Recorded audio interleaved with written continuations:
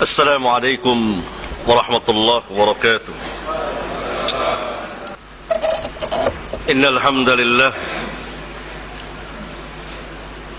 نحمده ونستعينه ونستغفره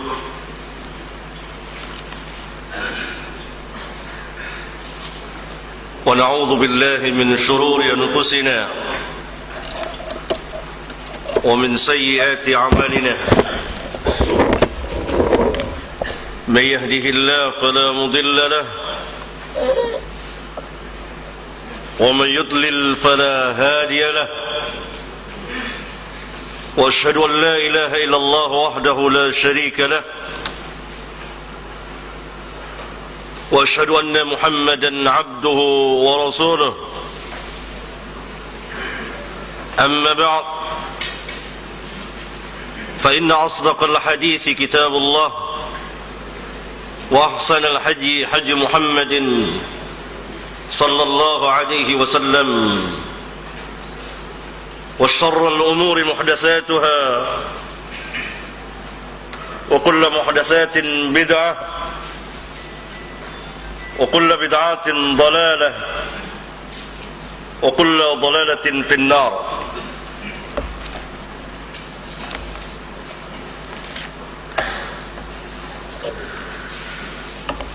Saudara-saudara yang saya muliakan, para asatidah, para tullabul ilm,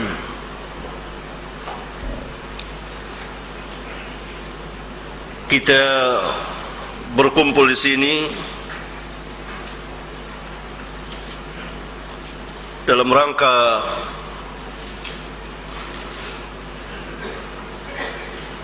membahas permasalahan yang sangat ilmiah dan merupakan salah satu asas dalam Islam. Bahkan kita berbicara mengenai dasar hukum Islam yang kedua, as-sunnah, al-hadis, yang merupakan wahyu dari Rabbul Alamin. Wa ma yantiqu 'anil hawa in huwa illa wahyu yuha. Wahyu yang terjaga, terpelihara sebagaimana wahyu Al-Quran.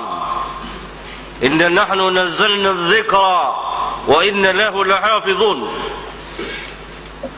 Wahyu yang menjelaskan wahyu Al-Quran. Wa anzalna ilayka adh-dhikra litubayyina lin-nas ma nuzila ilayhim wa la'allahum yatafakkarun. Dan kami turunkan kepadamu Al-Quran agar supaya engkau memberikan penjelasan kepada manusia apa yang diturunkan kepada mereka dari Rabb mereka. Rasulullah sallallahu alaihi wasallam pernah bersabda dalam sebuah hadis sahih yang dikeluarkan oleh Al-Imam Abu Daud, "Inni utitul kitab wa mithlahu ma'ahu." Sesungguhnya telah diberikan Alkitab kepadaku dan yang seperti Alkitab, yang turunnya bersama Alkitab, yaitu as-sunnah, al-hadis.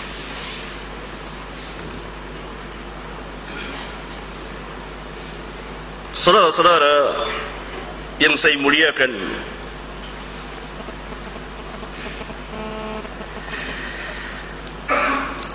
di antara kekhususan umat ini yang tidak dimiliki oleh umat-umat yang terdahulu adalah adanya isnad atau sanad, jalannya orang-orang yang meriwayatkan sampai kepada matan,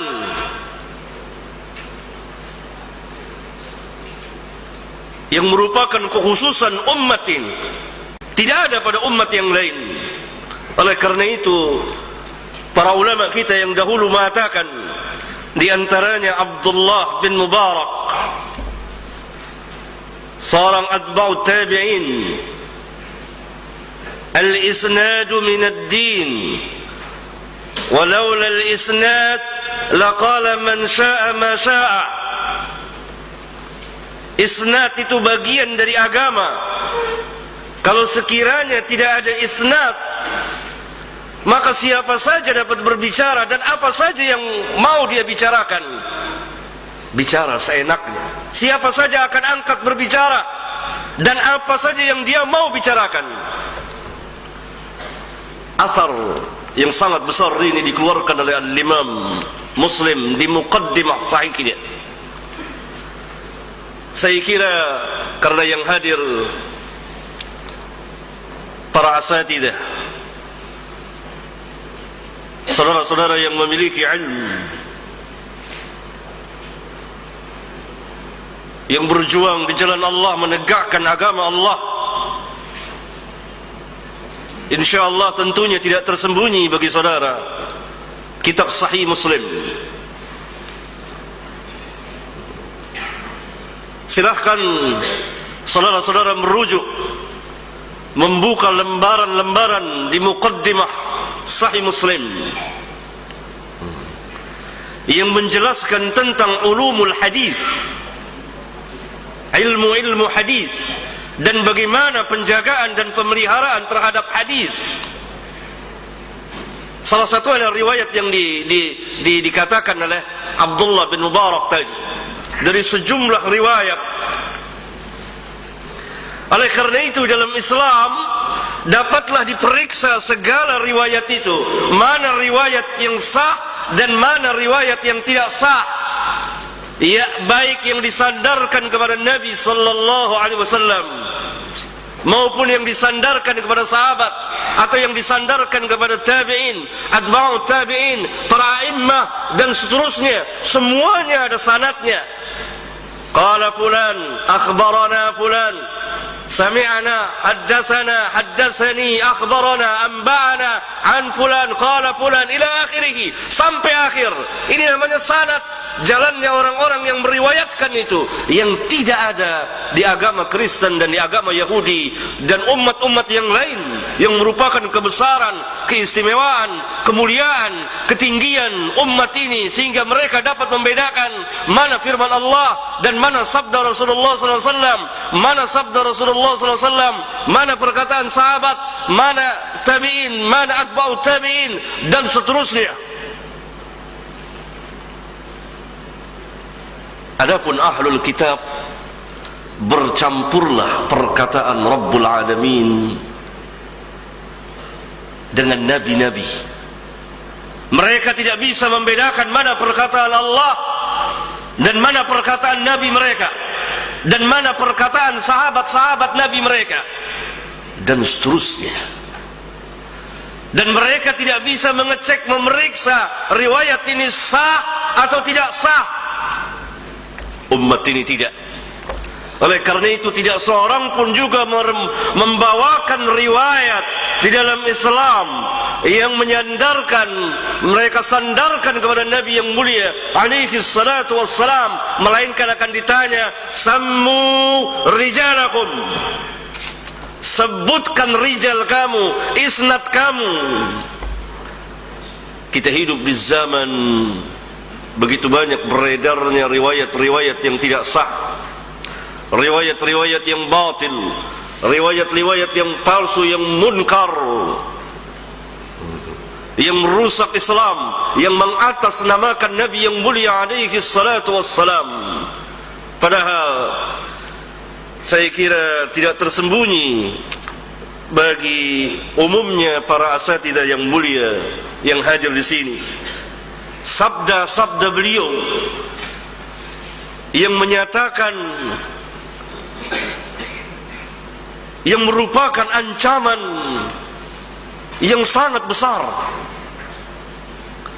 ancaman yang sangat mengerikan terhadap mereka yang berdusta dengan sengaja atas nama beliau.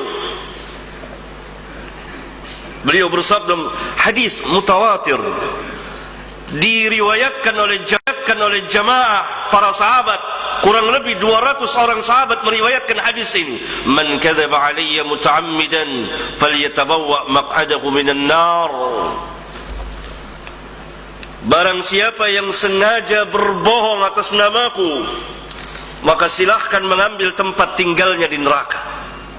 Silahkan dia mengambil tempat tinggalnya di neraka. Hadis yang seperti ini banyak diulang-ulang oleh Rasulullah sallallahu alaihi wasallam.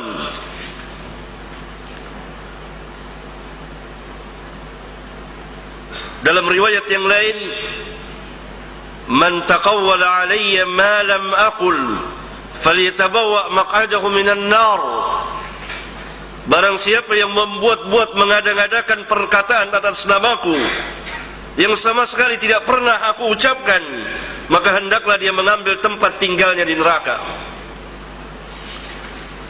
Hadis yang lain yang semakna dengannya, man yaqul alayya ma lam aqul falyatabawwa maq'adahu minan nar. Hadis yang lain, an Anas bin Malik annahu qala إنه ليمنعني أن أحدثكم حديثا كثيرا أن رسول الله صلى الله عليه وسلم قال من تعمد علي كذبا فليتبوأ مقعده من النار. Dari Anas bin Malik, ia berkata, sesungguhnya yang menghalangiku, mencegahku untuk menceritakan atau meriwayatkan hadis-hadis yang banyak dari Rasulullah SAW kepada kamu, ialah karena Rasulullah SAW telah bersabda, man ta'ammada alayya kadhiban falyatabawwa maq'adahu minan nar. Barang siapa yang sengaja berdusta atas namaku, maka hendaklah ia mengambil tempat tinggalnya di neraka. Berulang kali Rasulullah sallallahu alaihi wasallam bersabda kepada para sahabat, dan hadis ini termaktub di Bukhari dan Muslim, Ahmad dan seterusnya dari para imam ahlul hadis yang dikatakan oleh para ulama derajatnya mutawatir. Dalam riwayat yang lain yang dikeluarkan oleh Bukhari dari jalan Abdullah bin Amr bin As, qala anna an-nabiy sallallahu alaihi wasallam qala ballighu anni walau ayah وحدثوا عن بني إسرائيل ولا حرج ومن كذب علي متعمدا فليتبوأ مقعده من النار. رواه البخاري. Dari Abdullah bin Amr, dia berkata, sesungguhnya Nabi sallallahu alaihi wasallam telah bersabda, ballighu anni walau ayah. Hadis yang mulia ini biasa dipotong oleh kita sampai di sini. Padahal hadis ini adalah lanjutannya. Bagian awal terkait dengan yang akhir. Sampaikan dariku, tapi yang sah dariku, bukan yang dusta dariku, bukan yang dusta atas namaku. Ballighu anni walau ayah wa hadithu an Bani Israel wala haraj. Ceritakan tentang Bani Israel, tidak mengapa. Dan barang siapa yang berdusta atas namaku dengan sengaja, maka hendaklah dia mengambil tempat tinggalnya di neraka. Dikeluarkan oleh Bukhari dan lain-lain. Hadis yang lain dari jalan Mughirah bin Syu'bah radhiyallahu anhu qala sami'tu an-nabiy sallallahu alaihi wasallam yaqul inna kadhiban 'alayya laysa ka kadhibin 'ala ahadin faman kadhaba 'alayya muta'ammidan falyatabawwa maq'adahu minan nar.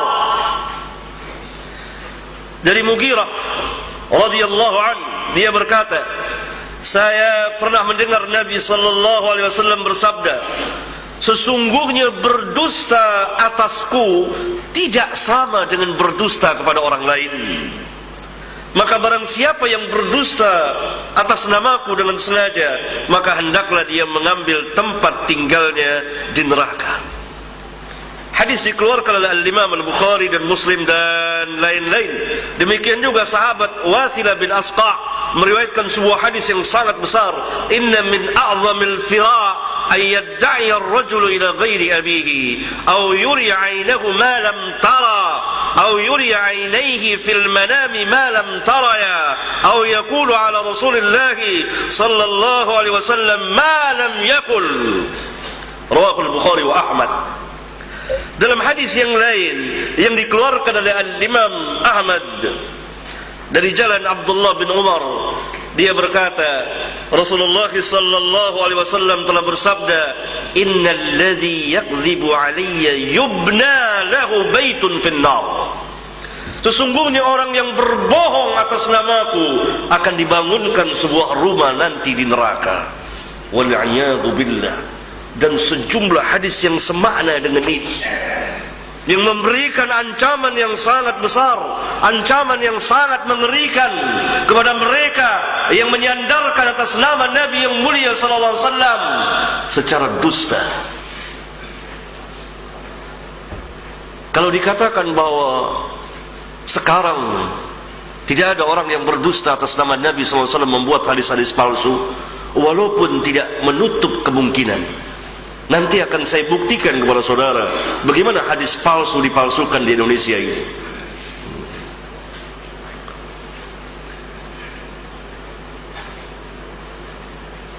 Tetapi yang membawakan, menyampaikan riwayat-riwayat yang palsu itu banyak sekali.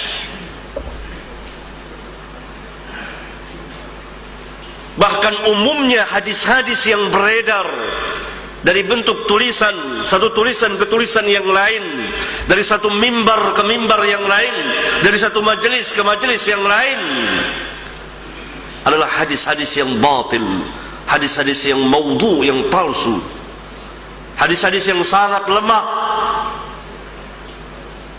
Hal ini saya katakan bukan tanpa pemeriksaan dan penelitian, karena saya pernah memeriksa dan diperintah oleh salah satu lembaga pada tahun 85 sampai 87 untuk mengecek hadis-hadis yang beredar di Indonesia yang biasa dibawakan baik dalam bentuk tulisan maupun lisan. Dan saya catat, saya kumpulkan dan saya serahkan, dan hampir rata-rata hadis-hadis yang palsu. Hampir rata-rata mereka tidak mengetahui dari mana asal usulnya. Hampir rata-rata tidak membawakan siapa perawinya. Sehingga seringkali apabila seorang itu naik mimbar lalu membawakan hadis, setelah turun saya tanya, "Pak Ustadz, dari mana riwayat ini?" Dia tidak tahu. Saya dengar begini, ini atas nama Nabi yang mulia sallallahu alaihi wasallam.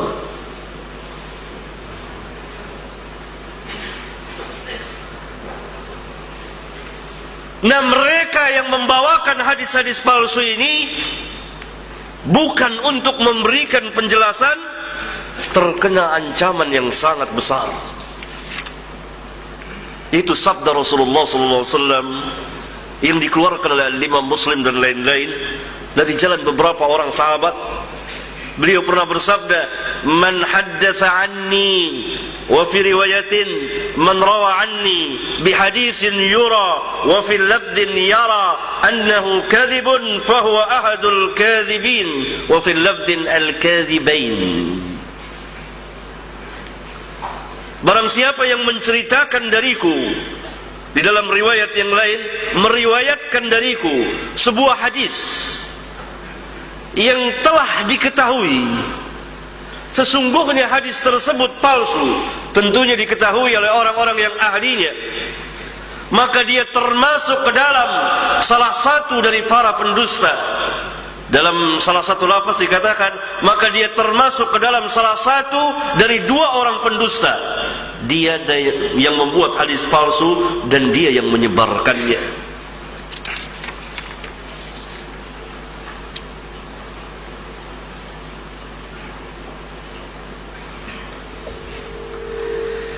Al-Imam Ibn Hibban rahimahullah ta'ala di kitabnya Al-Mujruh atas nama beliau, sedangkan dia mengetahuinya, maka dia termasuk salah seorang dari para pendusta.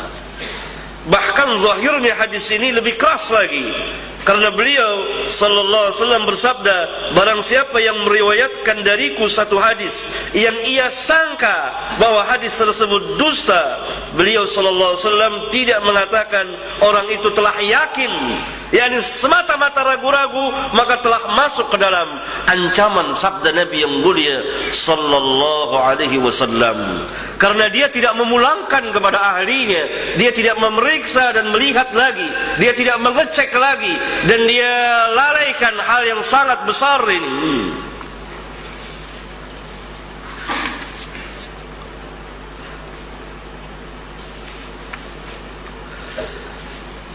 Saudara-saudara yang saya muliakan,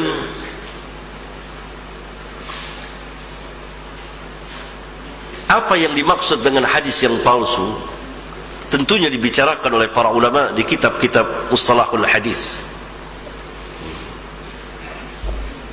Hadis yang dipalsukan atas nama Nabi sallallahu alaihi wasallam adalah disandarkan orang, ya, hadis yang dibuat-buat, diadakan orang atas nama beliau dengan sengaja. Ini oleh para pendusta, dengan tidak sengaja, dari orang-orang yang jahil, yang tidak mengerti hadis, dari orang-orang yang bukan bagiannya hadis, dia tidak ahlinya dalam hadis, maka terdapat kekeliruan. Dari orang-orang yang tertuduh dusta atas nama Nabi sallallahu alaihi wasallam, maka lahirlah hadis-hadis palsu. Diperiksa oleh para ulama, siapa yang meriwayatkan hadis ini? Si fulan. Bagaimana si fulan? Yang memeriksa para imam, Al-Imam Ahmad, Al-Imam Syafi'i, Al-Imam Malik, Al-Imam Bukhari, Imam Muslim, Yahya bin Ma'in, dan lain-lain dari para tabi'in, atba'u tabi'in. Kita dapat membacanya di kitab Rijalul Hadis, kitab-kitab yang menjelaskan masalah ini.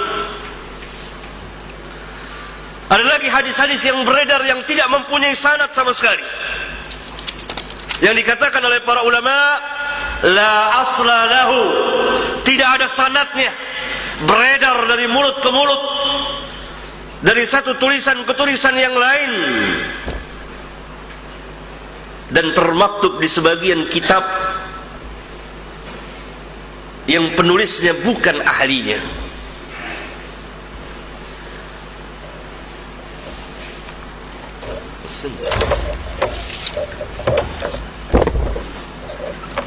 Ininya kurang panjang. Siapa yang ada? Saya akan memberikan contoh ilmiah. Mari kita bahas bersama. Lihat, perhatikan hadis-hadis yang sering beredar khususnya di negeri kita ini. Tapi hadis ini tidak ada asal usulnya, tidak mempunyai sanad sama sekali, sehingga masuk dalam kelompok hadis-hadis palsu, dusta atas nama Nabi yang mulia alaihi salatu wassalam. Yang pertama, hadis yang sangat terkenal, raja'na min al-jihad al-asghar ila al-jihad al-akbar, ay jihadun nafs. Saya kira ini sering dibawakan khususnya pada bulan Ramadan. Hadis ini tidak mempunyai asal usulnya. Dibawakan oleh Al-Ghazali, Al-Imam Al-Ghazali di kitab Ihya'nya di dua tempat. Dalam salah satu lafaz Al-Ghazali mengatakan membawakan dan menyandarkan langsung. Begini kata Al-Ghazali pada tempat yang lain di kitab tersebut, dan telah bersabda Nabi kita sallallahu alaihi wasallam kepada satu kaum yang baru datang dari peperangan, marhaban bikum qadimtum minal jihadil asghar ila al jihadil akbar. Qil ya Rasulullah wa mal jihadul akbar? Qala jihadun nafs. Ghazali tidak menyebutkan perawinya siapa. Oleh karena itu pentahriz hadis-hadis di kitab Ihya, kalau saudara membaca kitab Ihya dalam bahasa Arab, di bawahnya ada catatan kaki oleh Al-Imam Al-Iraqi, gurunya Ibnu Hajar, memberikan komen ini tidak ada asal usulnya, tidak ada asalnya. Dan Al-Imam Subki di kitabnya Tabaqat Syafi'iyah Kubra. Imam Subki kita tahu beliau adalah pemuka mazhab Syafi'i, bahkan berada dalam kejumutan dalam sebagian pembahasannya, telah mengkoreksi kitab Ihya, dan beliau katakan terdapat 900 hadis lebih yang tidak ada asal usulnya di kitab Ihya. Silakan merujuk ke kitab Tabaqat Syafi'iyah Kubra yang dikarang oleh Imam Subki.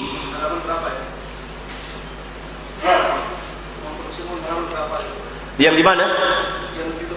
Tabaqat, tinggal cari biografi Al-Ghazali, mudah. Juznya berbeda, tapi sangat mudah untuk mengecek. Setelah ngecek, tahukah saudara kitab Tabaqat Syafi'iyah Kubra? Nah, ini menjelaskan tentang biografi rijal Syafi'iyah.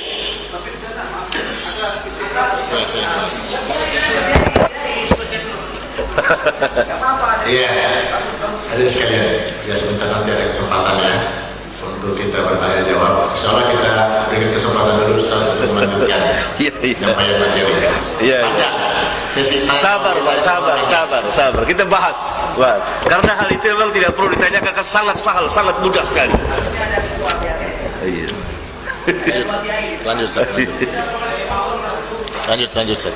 Saya lanjutkan.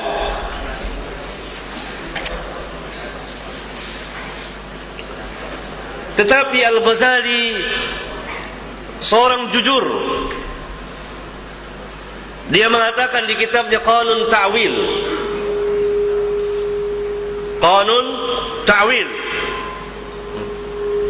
apa kata beliau? Bidha'ati fi ilmi al-hadis muzjatun. Pemahamanku, bidha'ah, barang dagangan, perbendaharaanku dalam ilmu hadis sangat sedikit sekali. Ini kata-kata beliau langsung, sehingga hadis-hadisnya dinukil, tidak dijadikan pegangan, karena banyak hadis-hadis yang tidak ada asal usulnya bertebaran di kitab Ihya. Salah satunya adalah hadis ini, raja'na minal jihadil asghar, dan seterusnya.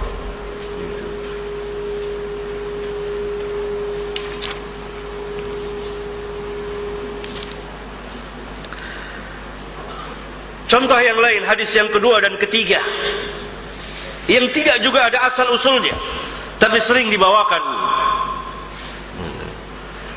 itu Al-Fatihah lima quri'at lahu, dan Yasin lima quri'at lahu.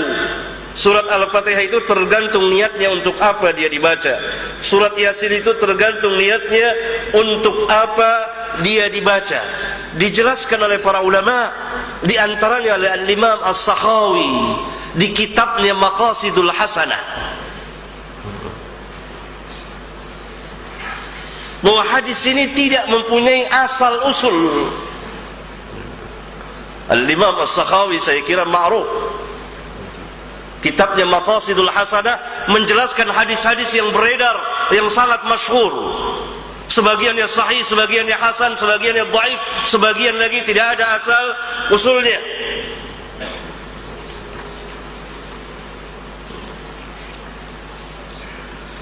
Kemudian contoh yang lain yang disandarkan kepada Nabi sallallahu alaihi wasallam tetapi tidak ada asal usulnya.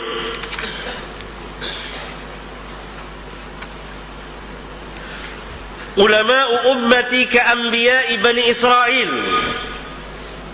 Ulama umatku seperti nabi-nabi dari Bani Israel. Hadis ini tidak mempunyai asal usul, sebagaimana dijelaskan oleh Syekh Muhammad Nasiruddin Albani rahimahullah ta'ala di kitabnya Silsilah Dhaifah.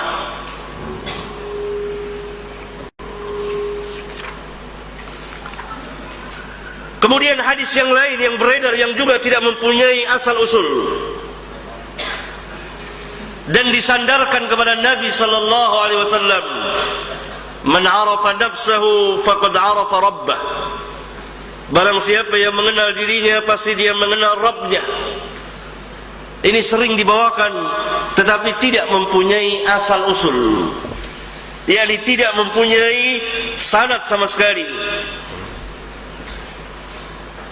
Oleh karena itu Al-Imam An-Nawawi mengatakan bahwa riwayat di atas tidak sabit dan tidak sahih. Ini hanya perkataan Yahya bin Mu'adz Ar-Razi, bukan sabda Nabi sallallahu alaihi wasallam.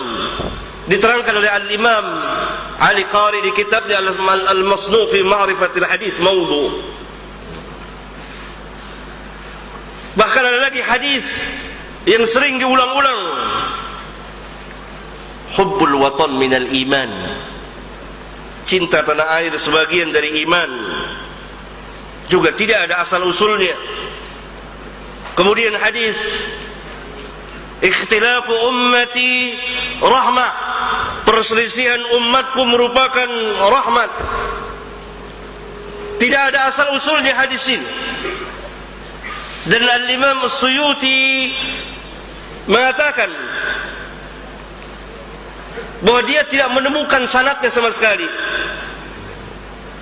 Dan Al-Imam As-Subki mengatakan tidak ma'ruf di sisi ahli hadis. Dan aku tidak mendapatkan sanadnya, baik yang sahih, dhaif maupun yang maudhu. Dikatakan oleh Al-Imam Al-Munawi dalam mensyarahkan kitab Al-Jami' As-Saghir, yaitu Faidul Qadir,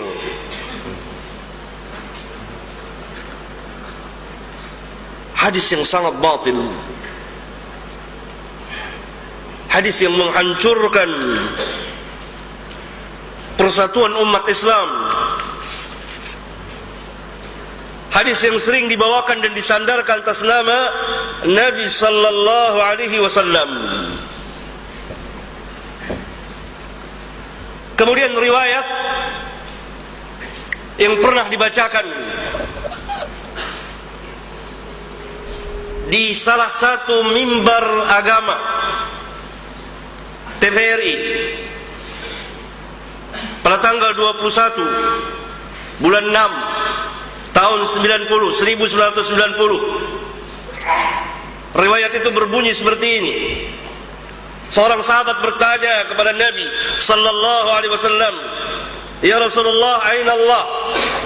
Wahai Rasulullah, aina Allah, di mana Allah? Fis samai atau am, dia mengatakan fil ard. Dijawab, fi qulubil mu'minin. Fi qulubil mu'minin. Ini saya dengar langsung dan saya catat. Dan hadis ini tidak mempunyai asal usul, barangkali dipalsukan di Indonesia, dan bertentangan dengan hadis sahih yang dikeluarkan oleh Al-Imam Muslim di kitab sahihnya, kemudian oleh Al-Imam Malik dan lain-lain. Ketika Rasulullah sallallahu alaihi wasallam bersabda, bertanya kepada seorang budak perempuan, faqala laha aina Allah? Qalat fis sama'. Qala man ana? Qalat anta Rasulullah. Qala a'tiqha fa innaha mu'minah. Ini hadis yang sangat besar, sahih. Beliau bertanya kepada seorang budak perempuan, di mana Allah? Budak perempuan itu menjawab, fis sama', di langit, di atas langit. Sebagaimana Rabbuna berfirman, Ar-Rahman 'alal 'arsy istawa. Kemudian beliau bertanya, siapa saya? Budak perempuan itu menjawab, engkau adalah Rasulullah. Maka beliau mengatakan, merdekakan dia, sesungguhnya dia seorang wanita mukminah. Kemudian hadis lain lagi yang tidak ada asal usulnya, ajjilu bis salati qabla al-fauti wa ajjilu bit taubati qabla al-maut. Disandarkan atas nama Nabi yang mulia sallallahu alaihi wasallam. Padahal para ulama, di antaranya Al-Imam As-Sadani di kitabnya Al-Mawdu'at nomor 34 mengatakan hadis ini maudhu' la asla lahu, tidak ada asal usulnya.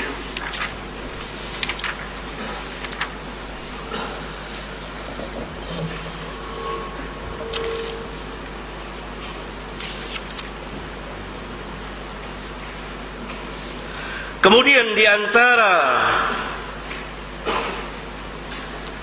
hadis-hadis yang tidak ada asal-usulnya, yang telah memberikan kerusakan yang sangat besar, adalah hadis tawassalu bijahi fa inna jahi 'inda Allahil 'azim.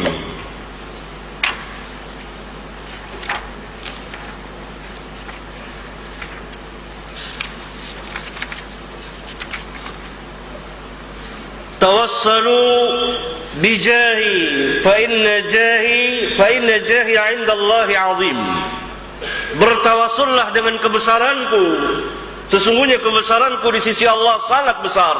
Disandarkan atas nama Nabi sallallahu alaihi wasallam, padahal Nabi sallallahu alaihi wasallam tidak pernah mengucapkannya sama sekali. Dan dimasukkan oleh para ulama ke dalam hadis-hadis yang la aslahu. Tidak syak lagi bagi seorang mukmin bahwa Nabi memiliki kebesaran di sisi Allah.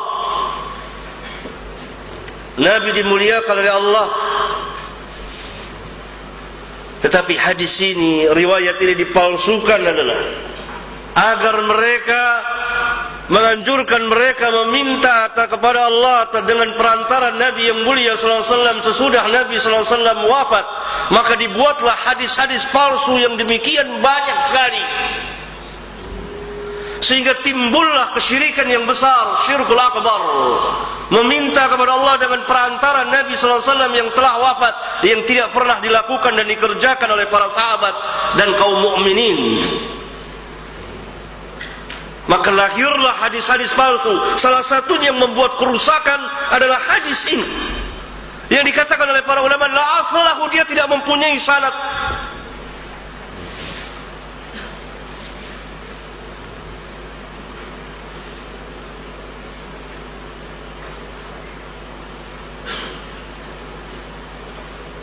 Sehingga hadis ini dijadikan dalil untuk bertawassul. Bertawassul kepada orang-orang yang telah mati, kepada Nabi yang mulia alaihi salatu wassalam. Ini salah satu hadis palsunya. Selain itu ada hadis yang lain lagi, yang palsu, yang beredar di masyarakat.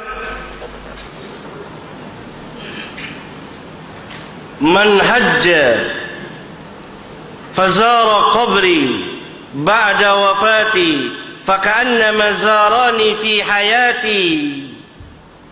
Barang siapa yang haji dan menziarahi kuburku sesudah matiku, maka seolah-olah dia menziarahiku di masa hidupku. Hadis ini hadis palsu, hadis yang palsu, dipalsukan atas nama Nabi sallallahu alaihi wasallam. Dan ini dicatat, dilihat oleh para ulama. Karena itu para ulama yang meriwayatkannya membawakan sanadnya. Ini kitab Sunan Ad-Daruqutni. Hadis tersebut dibawakan oleh Al-Imam Ad-Daruqutni dengan sanadnya yang dapat diperiksa oleh para ulama, sehingga kedapatan bahwa di sanadnya ada seorang pendusta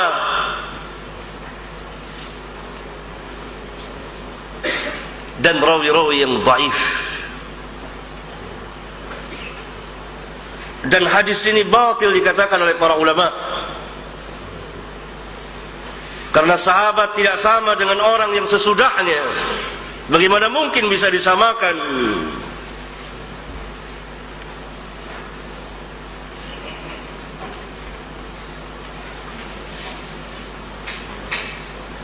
Kemudian datang lagi sebuah hadis, man zara qabri wajabat lahu syafa'ati. Barang siapa yang menziarahi kuburku, maka dia berhak mendapat syafaat. Hadis ini lemah, sangat lemah. Bahkan sebagian ulama mengatakan masuk dalam hadis-hadis maudhu, hadis-hadis yang tidak sah datangnya dari Rasulullah sallallahu alaihi wa alihi wasallam. Hadis-hadis yang menjelaskan tentang ziarah, keutamaan menziarahi kubur beliau secara khusus. Semuanya tidak ada yang sah kecuali hadis-hadis yang bersifat umum. Tidak ada seorang pun ulama yang tidak membolehkan untuk menziarahi kubur beliau, bahkan disukai. Tetapi apabila melanggar syariat, mengadakan perjalanan ziarah, langsung mengadakan safar, maka bertentangan, dan lahirlah hadis-hadis palsu ini yang dibuat orang. Dan di sanadnya ada orang-orang pendusta, orang-orang yang lemah, diperiksa oleh para ulama.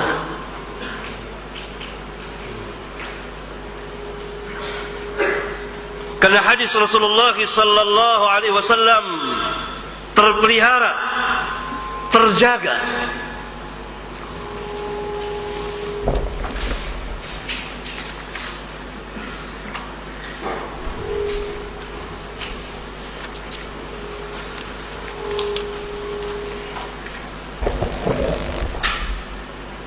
Seperti hadis yang sering dibawakan,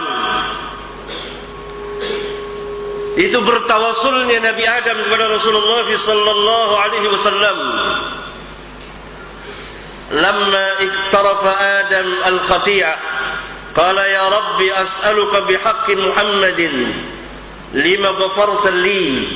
فقال الله يا آدم وكيف عرفت محمدا ولم أخلقه قال يا ربي لما خلقتني بيدك ونفخت في من روحك رفعت رأسي فرأيت على قوائم العرش مكتوبا لا إله إلا الله محمد رسول الله فعلمت أنك لم تضف إلى اسمك إلا أحب الخلق إليك فقال Allah sadaqta ya Adam ila akhirih.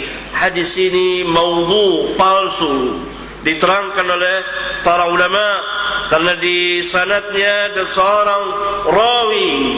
Karena ini dengan sanad, maka dengan sanad itu dapat diperiksa oleh para ulama yang ahlinya dalam masalah ini, dan telah diterangkan oleh para ulama. Sehingga tidak ada jalan bagi seseorang untuk mengatakan bahwa hadis ini sah membawakannya, kecuali dia mau terima dengan redha, masuk ke dalam sabda Nabi yang mulia alaihi salatu wassalam, man kadzaba alayya muta'ammidan, atau man haddatsa anni bihaditsin yura, dan seterusnya. Saudara-saudara yang saya muliakan, demikian banyak hadis-hadis palsu yang beredar, khususnya di negeri kita ini. Seperti utlubul ilma walau bisin, tuntutlah ilmu meskipun sampai ke negeri Cina.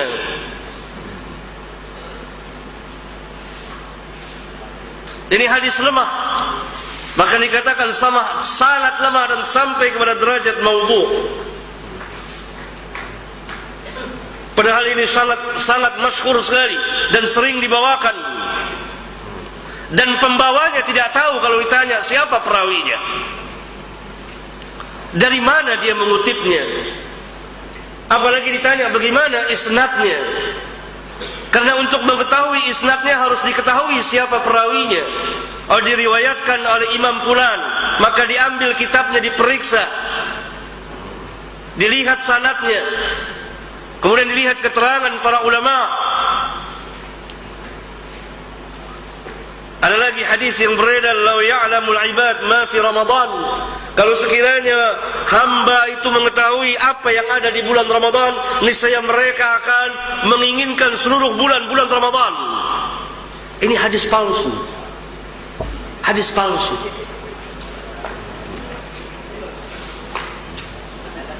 Maudhu.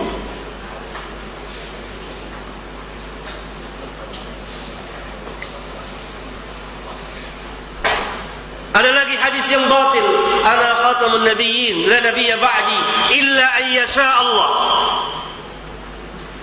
Saya adalah penutup para nabi, tidak ada nabi sesudahku. Ini hadis mutawatir sampai di sini. Kemudian kaum zindiq memberikan tambahan, illa an yasha Allah, kecuali kalau Allah mau. Tambahan illa an yasha Allah buatan kaum zindiq. Yang mutawatir adalah la nabiyya ba'di, tidak ada nabi setelahku.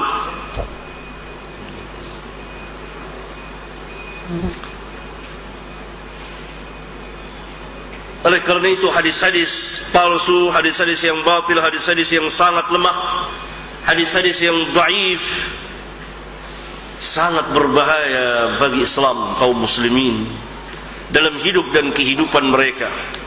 Sebagiannya berkaitan dengan i'tiqad, keyakinan yang sangat batil yang dapat merusak keyakinan seorang muslim. Sebagian lagi berkaitan dengan peribadatan, sebagian lagi berkaitan dengan adab dan akhlak dan seterusnya. Oleh karena itu para ulama senantiasa memberitahukan, menjelaskan hadis-hadis ini maudhu', hadis-hadis ini palsu, hadis-hadis ini batil, yakni para ulama yang memiliki keahlian tentunya. Dan mereka memberikan penjelasan rawi-rawi yang dhaif,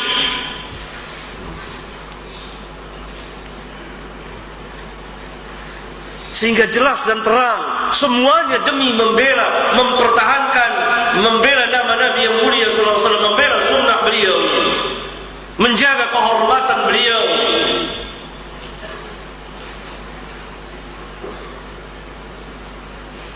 Segala puji bagi Allah yang telah memberikan kekhususan kepada umat ini dengan adanya isnad, sehingga dapat diperiksa dan dapat dicek.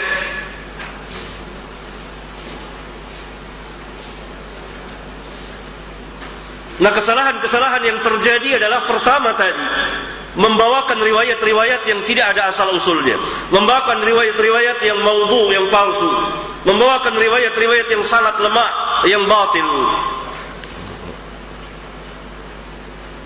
Yang kedua, tidak menyebut siapa perawinya.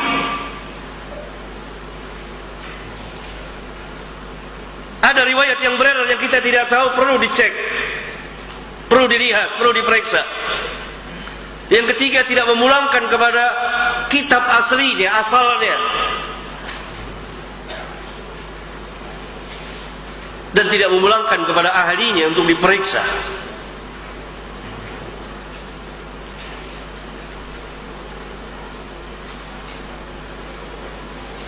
Kalau orang sebesar Al-Ghazali rahimahullah ta'ala, Al-Imam,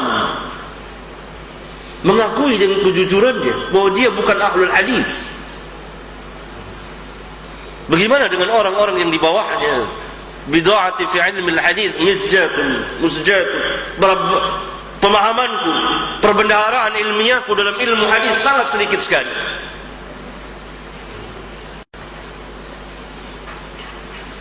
Oleh karena itu banyak sekali hadis-hadis palsu di kitab beliau. Hadis-hadis tentang nisfu Sa'ban, semuanya palsu kata ulama. Tidak ada yang sah. Kata ulama, barang siapa yang mengangkat itu, mengatakan itu sah, maka hendaklah dia memberikan dalil, hendaklah dia memberikan sanadnya, hendaklah dia perlihatkan kepada kita isnadnya.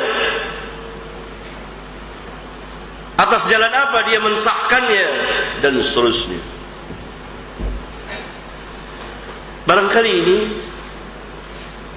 saudara-saudara yang saya muliakan, dan kita lanjutkan dalam sholat insyaallah. Alhamdulillah dan terima kasih. Kita ucapkan kepada Ustaz Abdul Hakim Amir Abdad yang telah menyampaikan materi tentang bahaya menggunakan hadis-hadis palsu dan lemah. Baik, para ahli ulama yang saya hormati, yang saya muliakan, kita masuki sesi tanya jawab ini. Untuk termin pertama, 3 orang dari sisi kiri dan kanan. Ya, kami ucapkan terima kasih dan selamat jalan kepada Yai Munzil Tamam, Ketua MUI Provinsi DKI Jakarta, Ustaz. Iya. Atas sediaan waktu beliau sejak pagi sampai dengan hari ini. Untuk 3 penanya pertama, kami persilahkan kepada Ustaz Dr. Hamdan Rashid, salah seorang Dewan Pimpinan MUI Provinsi DKI Jakarta. Silakan Ustaz. Cukup dengan mic. warahmatullahi wabarakatuh. Waalaikumsalam warahmatullahi wabarakatuh. Menarik sekali yang kita bahas pada siang hari ini, bahwa kita Islam memang harus selektif di dalam menggunakan hadis, sehingga tidak menggunakan hadis-hadis yang dhaif, apalagi yang maudhu. Barangkali kalau dhaif masih ada yang memperbolehkan, sepanjang itu terkait dengan fadhul amal. Bahkan Imam Hambali sendiri beliau lebih senang menggunakan dhaif daripada analisa akal. Tapi saya sependapat bahwa kita memang harus menghindari hadis maudhu supaya kita tidak jatuh pada sabda Nabi yang menyatakan man hadatsa 'alayya muta'ammidan falyatabawa al-nar. Dalam kaitan dengan masalah kriteria ini, memang kita melihat dalam ulumul hadis itu kan bermacam-macam. Membuat kriteria hadis yang sahih, hasan dan dhaif. Bahkan nanti dalam bidang akal sendiri, Imam Hanafi hanya menerima hadis yang mutawatir minimal masyhur. Kemudian nanti di kalangan Syiah itu akan berbeda juga, yang diterima hanya riwayat-riwayat dari Ahlul Bait dan seterusnya. Maka melihat adanya perbedaan-perbedaan di dalam membuat kriteria ini, memang perlu kita gunakan standar yang bisa kita terima semuanya. Kemudian dalam beberapa hadis yang disampaikan tadi, yang disinyalir merupakan hadis yang maudhu, termasuk dalam kaitan dengan masalah ziarah makam Rasul. Sungguh pun hadis itu dinilai sebagai maudhu, tapi tidak menghalangi kita untuk berziarah, apalagi dalam kaitan dengan ziarah ke Masjid An-Nabawi. Karena juga ada hadis yang mengatakan atau syadul hal illa lafal masjid, di antara masjid ya. Kemudian juga kita datang ke Rasul. Ini pun juga kalau kita baca dalam surat An-Nisa ayat 64, Allah berfirman, walau annahum idh zalamu anfusahum ja'uka fastaghfirullah wastaghfirur rasul wa tawwabur rahim. Walaupun mungkin berbeda penafsiran, oh itu jalan pada Rasul masih hidup, tapi juga ada yang menafsirkan datang kepada Rasul setelah wafat pun juga mempunyai suatu fadilah. Oleh karena itu, secara prinsip kita sependapat supaya kita memisahkan mana hadis yang bisa diamalkan dan mana yang tidak. Tapi juga jangan sampai amaliyah yang sudah ada di masyarakat itu langsung kita vonis itu adalah sesat. Sebab boleh jadi ada landasan lain yang terkait dengan amal itu, yaitu dari nas Al-Quran atau mungkin dari hadis-hadis yang lain. Kemudian juga dalam masalah wasilah, kita pun juga tidak boleh memvonis bahwa satu hadis itu musyrik. Bukankah kita selalu merupakan ketika azan, di antaranya adalah kita selalu berdoa supaya kita Ali Sayyidina Muhammad wasilah. Kita mohon kepada Allah subhanahu wasilah. Al-Quran juga mengatakan waktu menjadi wasilah. Walaupun mungkin bisa berbeda pendapat, kalau menurut saya wasilah amal soleh, silakan saja menurut Anda. Kalau menurut keyakinan yang lain, barangkali wasilah itu juga bisa kepada orang yang soleh misalnya. Itulah masalah penafsiran. Oleh karena itu, saya sependapat bahwa kita harus menjalankan sesuatu, tapi jangan langsung memvonis bahwa amaliyah yang dilakukan oleh masyarakat itu mesti salah. Ya. Kemudian terakhir, kita juga perlu waspada di dalam rangka kita komitmen pada sunnah Nabi ini, karena memang ada upaya-upaya dari kelompok-kelompok orang yang tidak suka Islam untuk halul Islam itu dengan cara ibadul muslimin anti. Antara apa itu? Pertama adalah at-tashfiq fi al-ulama. Sungguh pun kita mungkin tidak terdapat Al-Ghazali, ada yang masuk oke, untuk itu kita singkirkan. Tapi bukan berarti semua karya Al-Ghazali itu salah untuk kita. Jangan sampai kita nanti masuk pada berat atas syirk ulama. Yang kedua, upaya-upaya atas syirk hadis. Nanti daripada kita ragu-ragu pakai hadis, kita tinggalkan semua. Ini juga berbahaya. Sebab kita tidak mungkin bisa mengamalkan Islam tanpa hadis. Bahkan Allah sendiri perintahkan pada kita atiullah wa rasul. Bagaimana mungkin kita taat Rasul pakai hadis itu. Yang paling berbahaya lagi adalah at-tasydid fil Quran. Sehingga muncul kelompok liberal yang meragukan pada Al-Quran. Ya. Terima kasih. Akhirnya assalamualaikum warahmatullahi wabarakatuh. Ya. Selanjutnya mohon pertanyaan dipersingkat ya. Mengingat yang lain masih. Ya. Assalamualaikum warahmatullahi wabarakatuh. Terima kasih atas waktunya. Nama saya Nur Sadiq, perwakilan dari Masjid Al-Rahman. Pertanyaan saya Ustaz, di dalam kitab Durratul Bahiyah karangan Syekh Islam Ibnu Taimiyah yang disusun oleh Syekh An-Nasyir, di situ disebutkan kesimpulannya seperti ini kira-kira. Tidak gampang menyebutkan sesuatu itu langsung memfonis. Mungkin ada kaitannya dengan pertanyaan Bapak tadi, misalnya ahli taklid, ahli bid'ah gitu.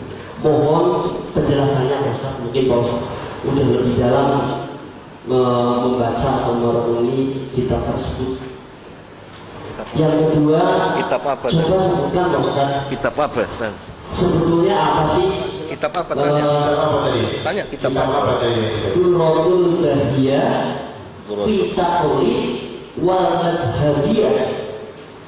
Karya siapa? Karya Syekh Islam Ibnu Taimiyah. Saya baca di kutipannya itu di As-Sunnah terbit tahun 2002, bulannya saya lupa. As-Sunnah 2002. Susunan Syekh An-Nasyir. Terus pertanyaan kedua Ustaz, tolong jelaskan sebetulnya sunnah itu yang bagaimana antara qauliyah, fi'liyah, masalahnya mungkin mengambil suatu hadis karena itu bukan suatu sabda Rasulullah, mungkin dari sahabat atau mungkin tabi'in, walaupun itu bukan larangan, mungkin dituliskan bagaimana bisa menjadi landasan sebuah hukum gitu. Terima kasih Ustaz. Wassalamualaikum warahmatullahi wabarakatuh. Ada hadis dan terkenal yaitu maulaka lama pelakul akhlak. Nah itu para ulama menyatakan maudhu, tetapi juga kalau nggak salah saya asal dari itu mengatakan maudhu, tapi dalam makna tidak apa-apa. Nah ini bagaimana dan juga kaitannya dengan keyakinan Nur Muhammad bagaimana? Terima kasih. Assalamualaikum warahmatullahi wabarakatuh. Ya. Yang belum. Ya, harus. Assalamualaikum warahmatullahi wabarakatuh. Waalaikumsalam. Terima kasih sekali. Ini yang kami tanyakan hadis ikhtilaf umat rahmah. Itu memang sebagian ulama mengatakan wa aswalu. Bahkan di kitab Rahmatul Ummah ikhtilaf bil ilmu. Itu banyak sekali ulama yang memberikan semangatnya juga. Rahmatul Ummah ikhtilaf bil a'imah. Jadi kita kan kalau ada ulama yang mengatakan ada yang dari kelas ulama, kita nggak boleh bahas tidak ada begitu kan? Dan begitu. Mau dicek lagi kita bisa sebut. Yang kedua, saya mohon profil Albani, Nasir Albani, karena dari ulama al-Isnadu Minad-Din, Syekh Albani itu nggak punya guru, ngajinya hadis di perpustakaan, asalnya tukang jam, begitu. Jadi ada sebagian kitabnya Albani itu dikritik sama ahli hadis juga, begitu. Contohnya Hasan Sejar di kitab Tanah Udotnya mensalahkan Syekh Albani 1.500 kesalahan. Bisa cek kok seperti itu. Kemudian Al-Hafidz Al-Humani juga mengutip juga banyak yang salah di kitab Albani itu. Di kitab Al-Hafidz Asy-Syaikh Al-Albani ma'ruf bil alam itu coba menyalahkan beberapa hadisnya Albani. Mohon dijelaskan siapa Bapak Albani, gurunya siapa beliau, dan kepada siapa sanad hadisnya begitu. Terima kasih. Assalamualaikum warahmatullahi wabarakatuh. Alhamdulillah. حمدا كثيرا طيبا مباركا فيه كما يحب ربنا ويرضاه وصلى الله وسلم وبارك على النبي الكريم وعلى آله وأصحابه ومن تبعهم بإحسان إلى يوم الدين. أما بعد. Saudara-saudara yang mulia,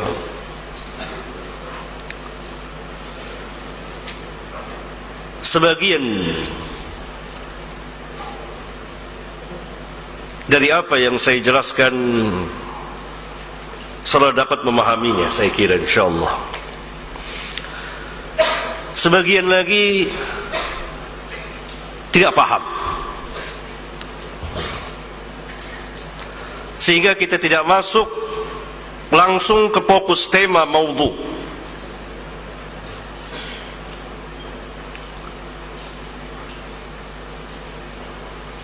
Pertanyaan yang masuk masalah hadis dhaif yang pertama untuk fadailul a'mal. Para mutaqaddimin, Al-Imam Malik, Al-Imam Syafi'i dan lain-lain tidak memakai kecuali hadis yang sahih. Tidakkah kita ingat perkataan Asy-Syafi'i, "Idza shahha al-hadis fa huwa madhhabi." Idza shahha al-hadis fa huwa madhhabi. Apabila telah sah hadis, maka itulah madhabku.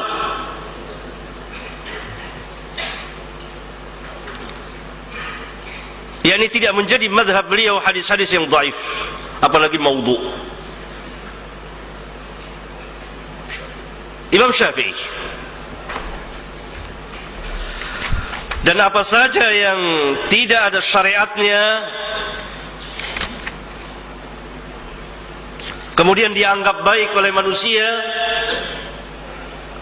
maka beliau katakan orang itu telah membuat syariat baru. Perkataan beliau yang sangat terkenal sekali, "Man istahsana faqad syara'a." Barang siapa yang menganggap baik sesuatu, maka sesungguhnya dia telah membuat agama baru, syariat baru. Sebagian kaum mutaakhirin, An-Nawawi, Al-Hafidh Ibn Hajar dan sebagian ulama membolehkan mengamalkan hadis dhaif untuk fadailul a'mal. Tidak berhenti sampai di situ.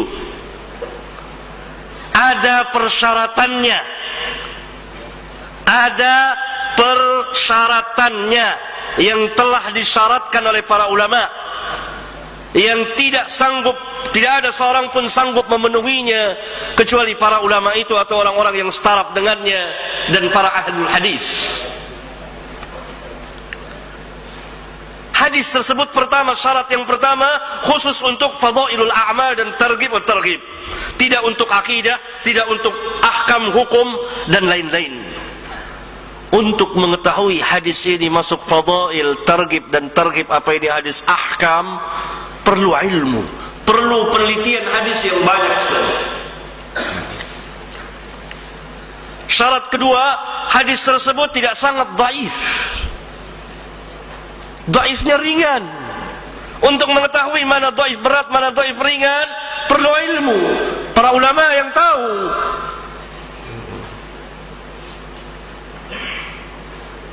Syarat yang ketiga, hadis tersebut tidak boleh diyakini sebagai sabda Nabi sallallahu alaihi wasallam agar supaya tidak terkena ancaman beliau sallallahu alaihi wasallam. Syarat yang keempat, ini tidak boleh diyakini yang ketiga. Syarat yang keempat, hadis tersebut harus mempunyai dasar yang umum dari hadis yang sahih. Orang yang membawakannya harus mempunyai penguasaan terhadap ilmu hadis, riwayat dan dirayat. Syarat yang kelima, hadis tersebut tidak boleh dimasyhurkan. Tidak boleh dimasyhurkan. Menurut Al-Hafiz Ibn Hajar, apabila hadis-hadis dhaif itu dimasyhurkan, yakni diangkat ke permukaan sehingga dikenal oleh umat, niscaya akan terkena ancaman berdusta atas nama Nabi sallallahu alaihi wasallam. Yakni kalau saya bawakan di sini hadis dhaif dengan alasan untuk fadailul a'mal, saya masyhurkan ini.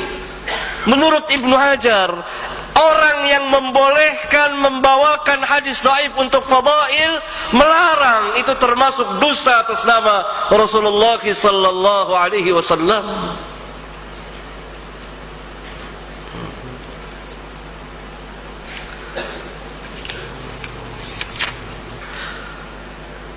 Syarat yang keenam, kewajiban memberikan bayan, penjelasan bahwa hadis tersebut dhaif. Sewaktu membawakannya tidak boleh diam, karena kalau diam berarti menyembunyikan ilmu. Syarat yang ketujuh, di dalam membawakannya tidak boleh menggunakan lafaz-lafaz jazm, yaitu lafaz-lafaz yang menetapkan sesuatu, seperti dia berkata telah bersabda Rasulullah SAW, atau beliau telah mengerjakan sesuatu, atau memerintahkan, atau melarang, dan lain-lain yang menunjukkan ketetapan dan kepastian bahwa Nabi SAW telah bersabda. Ini tidak boleh. Yang boleh dengan sigat tamrid, dan ini ditegaskan oleh An-Nawawi sendiri, yang membolehkan mengamalkan hadis dhaif untuk fadail. Al-Imam An-Nawawi di muqaddimah kitabnya Syarah Al-Muhadzab, Al-Majmu' Syarah Muhadzab, di muqaddimahnya yang sangat panjang sekali. Jadi tidak boleh kita katakan telah bersabda Rasulullah SAW. Tak boleh. Jadi syarat ini tidak terpenuhi. Jadi sepenggal saja boleh mengamalkan hadis dhaif untuk fadail, titik. Padahal ada kelanjutan dari perkataan ulama.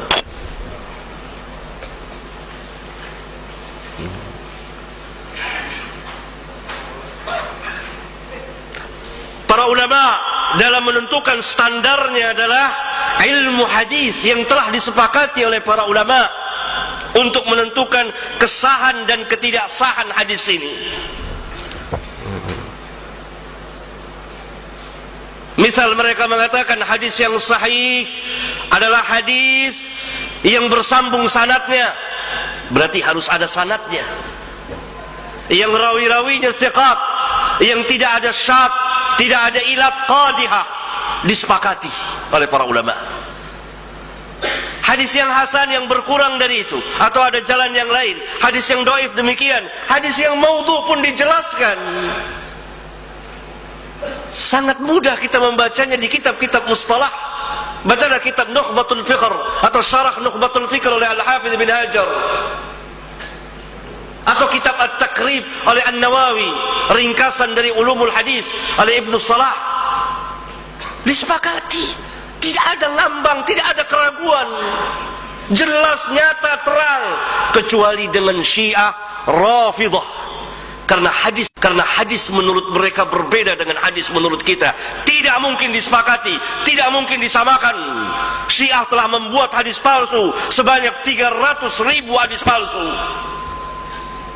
Itu yang diketahui. Tahukah saudara hadis menurut Syiah itu menurut mana? Dari jalan Ahlul Bait? Bukan. Ahlul Bait berlepas diri dari Syiah dan Rafidhah. Hadis menurut Syiah kepada imam mereka, tentang imam mereka, mereka pun berselisih. Taruhlah Syiah yang 12 kepada imam yang 12. Siapa saja hadis sampai kepada salah satu imam, maka bisa disandarkan kepada Nabi, bisa disandarkan kepada Allah Tabaraka wa Ta'ala. Berbeda jauh sekali.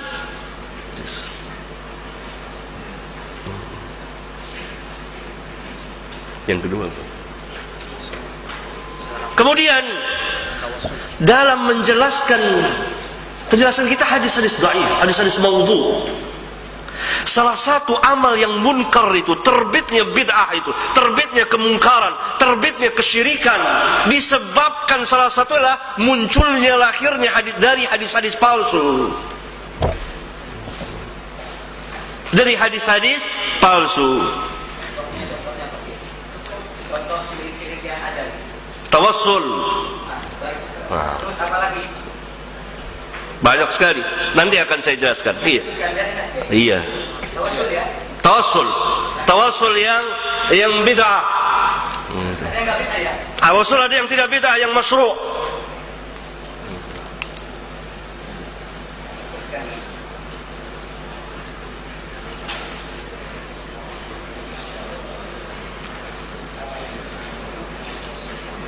Jadi lahirlah dari hadis-hadis tersebut beberapa amal yang tidak disyariatkan.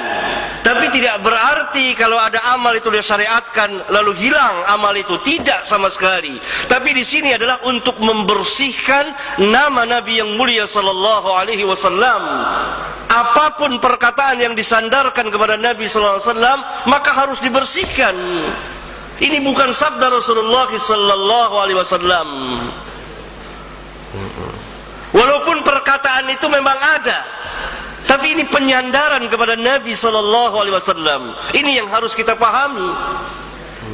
Apa saja yang orang sandarkan atas nama Nabi sallallahu alaihi wasallam dan itu bukan dari Nabi sallallahu alaihi wasallam, harus kita katakan hadisnya maudhu. Tidak berarti misalnya ziarah kubur masyru', disyariatkan secara umum. Tapi hadis tadi manzara qabri ini kan disandarkan kepada Nabi sallallahu alaihi wasallam. Nabi sallallahu alaihi wasallam tidak pernah bersabda seperti ini dan hadisnya palsu. Ini yang harus kita pilahkan, kita pisahkan. Kalau tidak maka akan bercampur nanti antara yang satu dengan yang lainnya. Terus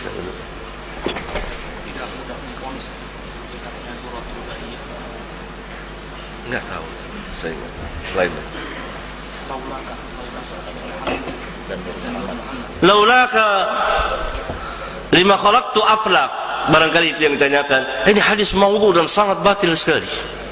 Dikatakan oleh para ulama. Dan Nur Muhammad tidak pernah ada. Di mana riwayatnya orang-orang zindik yang membuatnya? Yang diciptakan nur dari nur malaikat sebagaimana dikatakan dalam hadis sahih riwayat Imam Muslim. Walhasil harus jelas, harus ada kejelasan, harus ada isnad.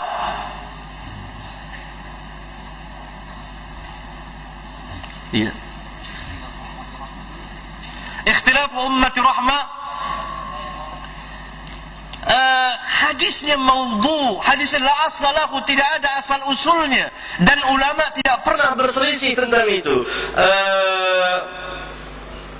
Maaf barangkali saudara tidak paham antara perselisihan ulama dengan hadis ini. Yang kita bahas adalah hadis ini, ikhtilafu ummati rahmah.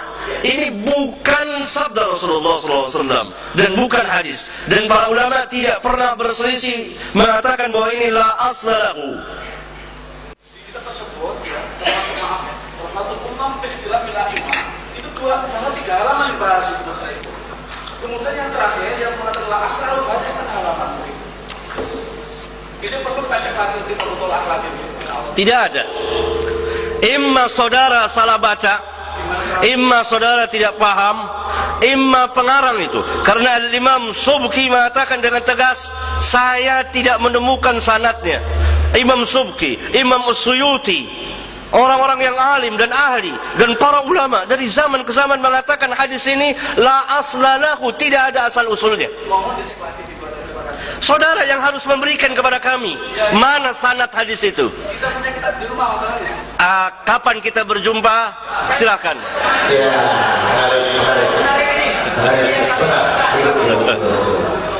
Khusus masalah hadis ini saya minta yakni isnad dari jalan hadis itu. Saya minta dan dicatat oleh jamaah. Dan kapan kita ketemu boleh? Apa ketemu santai boleh atau ketemuin boleh? Untuk sementara kami ingin mengadakan dialog seperti kita dan program ini sama-sama dengan hadis. Jadi ilmu bermanfaat kepada siapapun itu. Kalau seseorang hanya fonis begitu. Kalau ada mandiri sama-sama dengan hadis, kita berbicara dan lebih tenang dan tenang. Usul yang bagus ya, cukup ya, baik. Usul terima. Ya. Tapi untuk itu kita santai saja. Saudara ketemu dengan saya ketemu dengan saudara. Kita bahas masalah ikhtilafu ummati rahmah. Gitu. Saudara bisa datang kepada saya. Kapan waktu kita ketemu? Santai saja. Yang saya mau lihat sanadnya. Ya.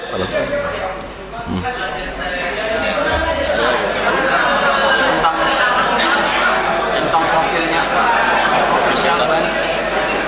Saya Al-Albani, kemarin merevisi. Syekh Al-Albani. Yang tenang Pak, tenang Pak. Kita bahas ilmu di sini Pak. Bahas ilmu ini. Bahas ilmu. Begini saudara, sudah sering. Dulu pertemuan pertama dia saudara merdeka, saudara bebas, hurriyah. Saya mengungkapkan di sini, saya membahas soal saudara setuju nggak setuju, itu hak saudara. Gitu. Tidak ada paksaan dan dengan kepala dingin, tenang saja, hal biasa ini terjadi. Itu hal biasa, iya kan? Iya. Jadi begini, segala sesuatu, ya, masalahnya kadang-kadang jadi luar biasa. Ini kadang-kadang yang berbeda dengan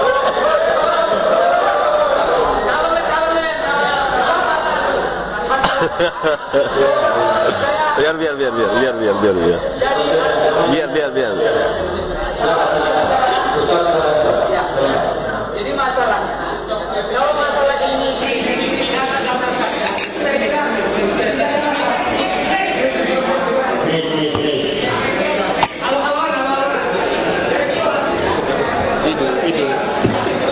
ya, kalau tidak ada begini kan ya ramai.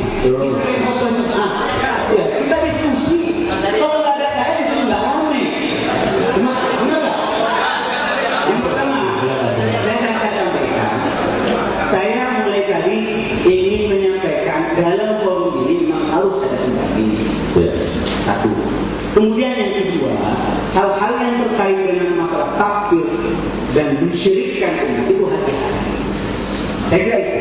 Sekira saya potong, saudara potong saya potong lagi. Iya, biasa aja, santai, biasa. Jadi ini juga kesalahpaham. Antara perbuatan syirik, al-fi'lu dan fa'il itu berbeda. Saya katakan perbuatan ini syirik, tidak langsung memponis orangnya, karena barangkali orangnya belum tahu. Seperti saudara membawakan hadis maudhu. Ini hadis maudhu, ini hadis palsu. Saudara belum tahu, tidak langsung diponis saudaranya.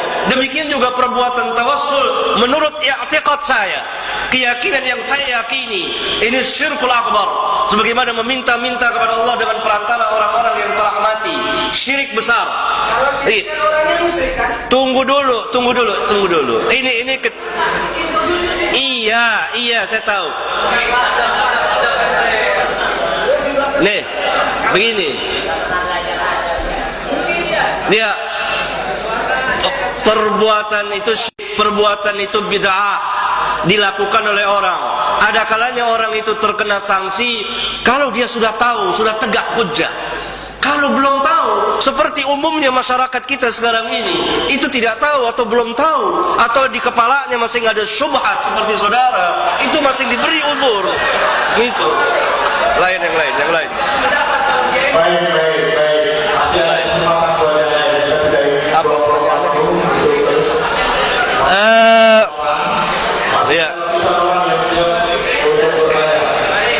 Iya.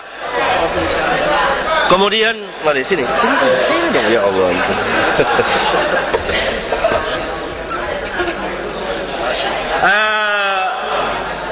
Pembicaraan mengenai Syekh Albani,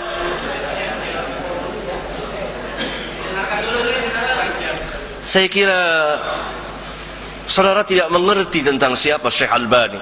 Maaf, saya kuliah di Syria. Ini tahu karena beliau di Syria. Iya, beliau tidak hanya di Syria. Iya. Siapa gurunya? Apakah mungkin orang menguasai berbagai macam cabang ilmu tanpa guru? Sebab di Syria itu terkenal kalau beliau di sana ada maktabah Dohiri ya. Tentu semua orang masuk maktabah. Iya, dan di situ beliau terkenal selama 8 tahun tidak pernah keluar dari maktabah. Selama 8 tahun tidak pernah keluar kecuali hanya melakukan macam-macam. Lebih dari 8 tahun. Ya. Tetapi tidak berarti beliau tidak berguru. Pertama guru beliau siapa? Bapaknya. Tahukah saudara bapaknya Syekh Albani?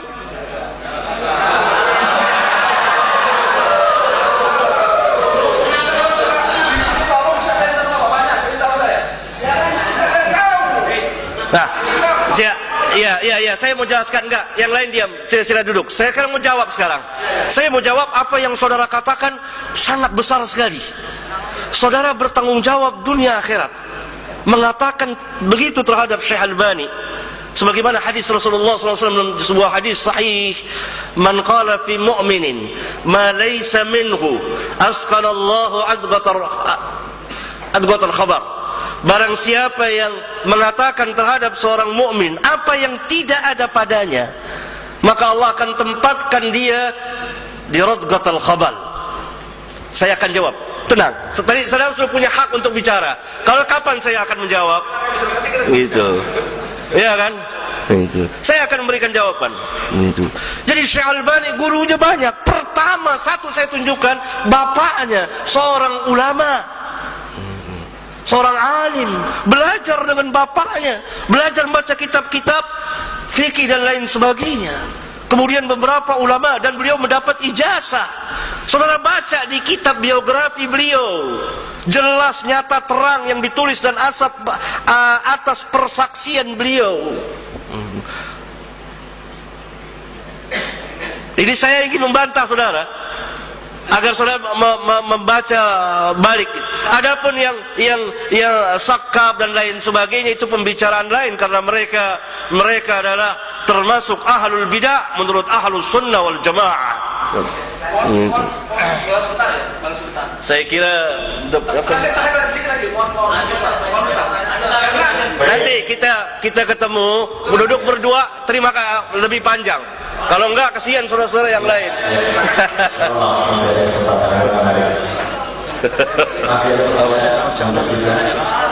Apa itu? Nggak ada asli bisa diamalkan, bukan basmalah. Oh iya, basmalah bisa. Kalau masalah fikih nggak bahas masalah hadis ini, iya masalah. Kita lewatkan aja. Iya lewatkan, kalau mau kan masalah. Kuesioner dari Ustaz Yazid. Kuesioner yang ada hadiah kitabnya. Enggak. Ini pernyataan dari Syekh Utsaimin dari kalangan Al-Wahabi sendiri, komentarnya Syekh Utsaimin terhadap Albani seperti itu.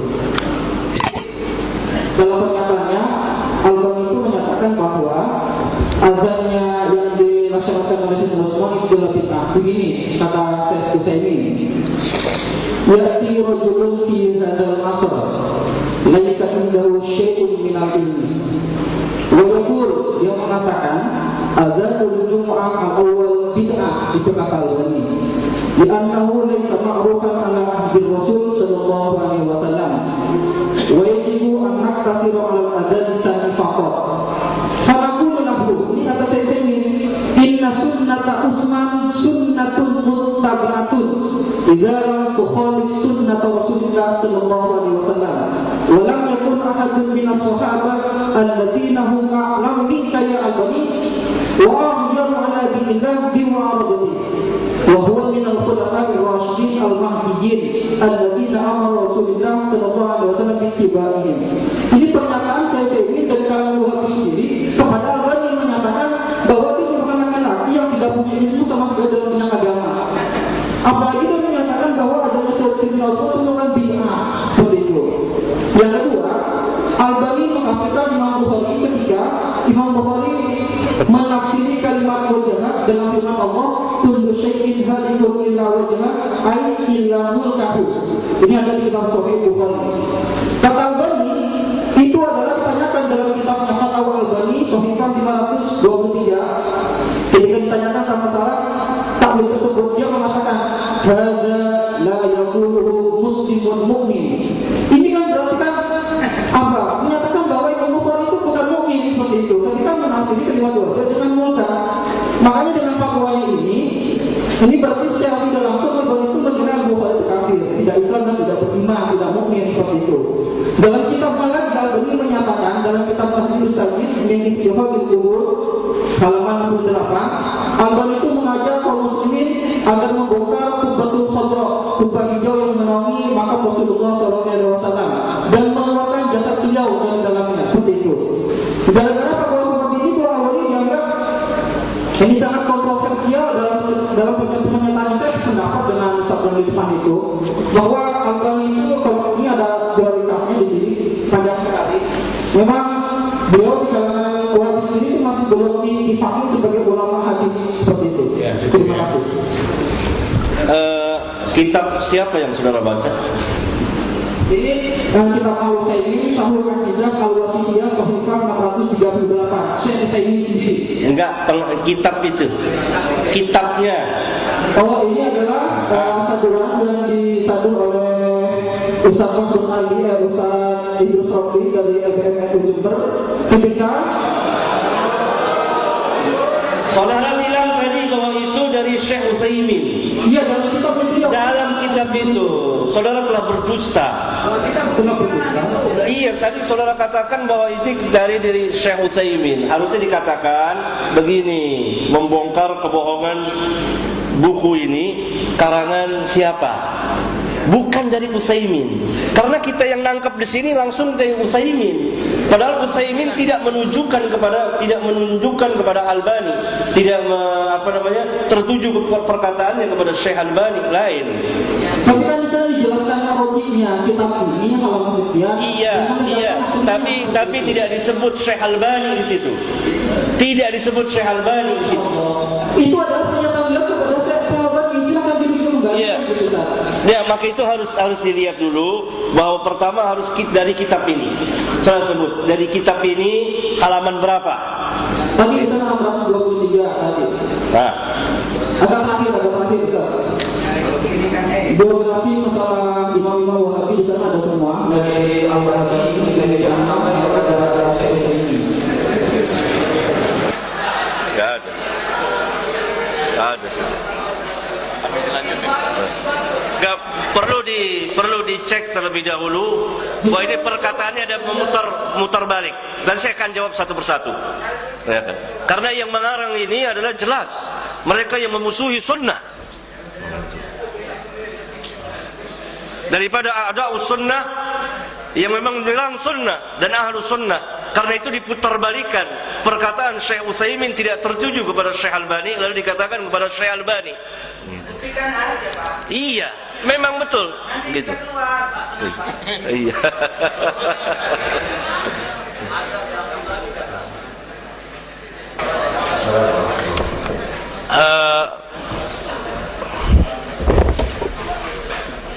Apa? Enggak. Saya akan menjawab ini karena berkaitan dengan fitnahan yang bertubi-tubi yang orang fitnahkan kepada Syekh Albani rahimahullah taala yang tidak ada pada beliau. Yang sangat licik dari orang ini adalah, dan ini dapat diketahui dengan jelas, Syekh Albani betul berpendapat ba'adzan 2 kali pada hari Jumat saat ini tidak tepat karena telah hilang ilatnya. Beliau jelaskan. Syekh Utsaimin sebaliknya, khilaf ilmiah di antara para ulama.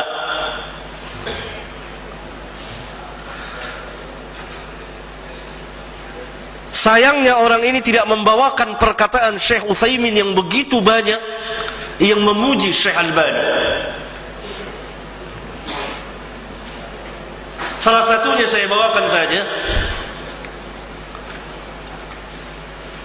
Ketika Syekh Utsaimin bertakziah atas wafatnya Syekh Albani kepada istrinya, bahwa umur beliau sunnah semuanya, hidupnya dan matinya berada dalam sunnah. Itu takziah Syekh Utsaimin kepada Syekh Albani. Dan pujian-pujian yang lain banyak sekali. Jadi di sini dibawakan perkataan, betul Syekh Utsaimin mengatakan perkataan ya'ti rajulun fi hadzal 'asr. Yang dimaksud bukan Syekh Albani. Kalla thumma kalla. Kelicikan penulis untuk menyudutkan Syekh Albani.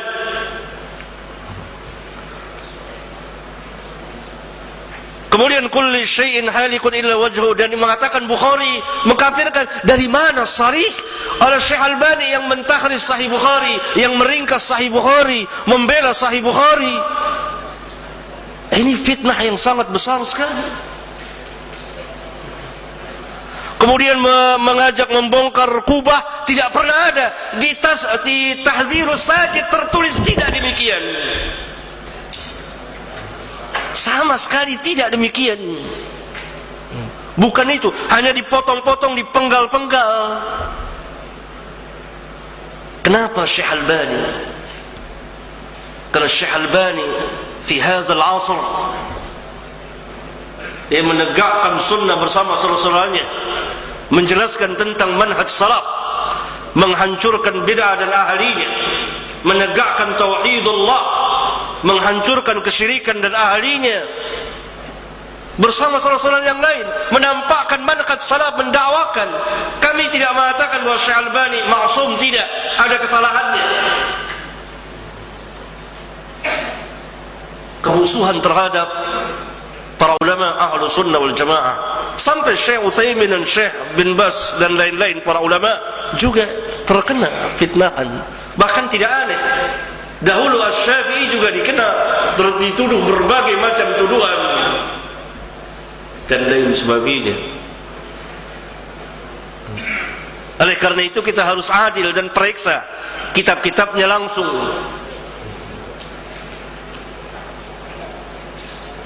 Tidak mungkin Syekh Nasir langsung mengatakan, Syekh Utsaimin langsung menuduh Syekh Albani. Tidak.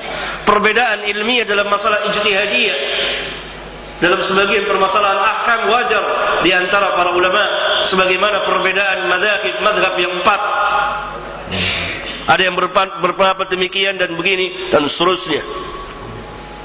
Oleh karena itu fitnahan seperti tadi, Syekh Albani tidak mempunyai guru adalah min abtalil batil, dari sebatil-batil perkataan.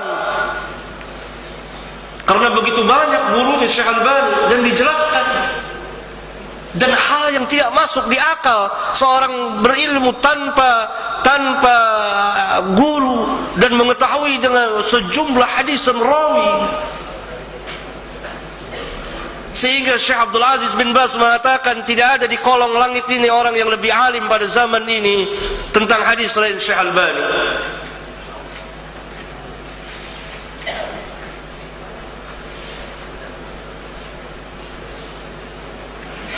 Harus ada bukti. Terus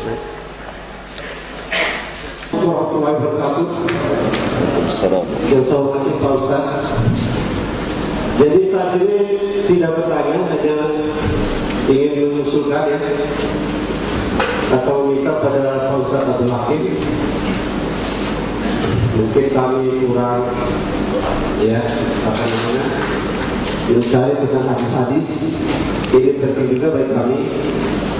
Jadi kami minta kepada Pak Ustaz Abdul Hakim untuk memperbanyak atau disusun hadis-hadis palsu itu, disebarkan, dibagikan kepada kami agar kami bisa membacanya. Ya. Jadi kami tidak bertanya, hanya kita usul saya. Jadi jangan teman-teman kalau bertanya sama orang dengan kepala kita. Ini bukan berdebat, tapi kita tukar pikiran. Assalamualaikum warahmatullahi wabarakatuh. Adapun saran saya telah membuat sudah lama. Hadis-hadis, enggak, ini punya saya. Hadis-hadis, mana dia punya saya? Ini dia. Hadis-hadis dhaif dan maudhu. Saya karang dan saya jelaskan. Saya hadiahkan tadi sama yang ditanyakan saran. Ya. Ada.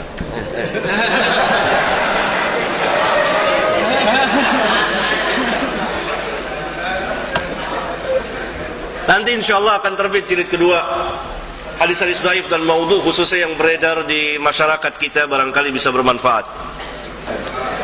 Sama saya ingin membahas Syekh Albani.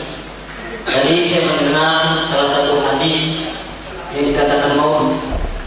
Mari kita meneliti tentang ayat Quran yang berbunyi wabtagu ilaihil wasilah. Wasilah ditafsirkan oleh Al-Imam Syafi'i adalah siapa? Carilah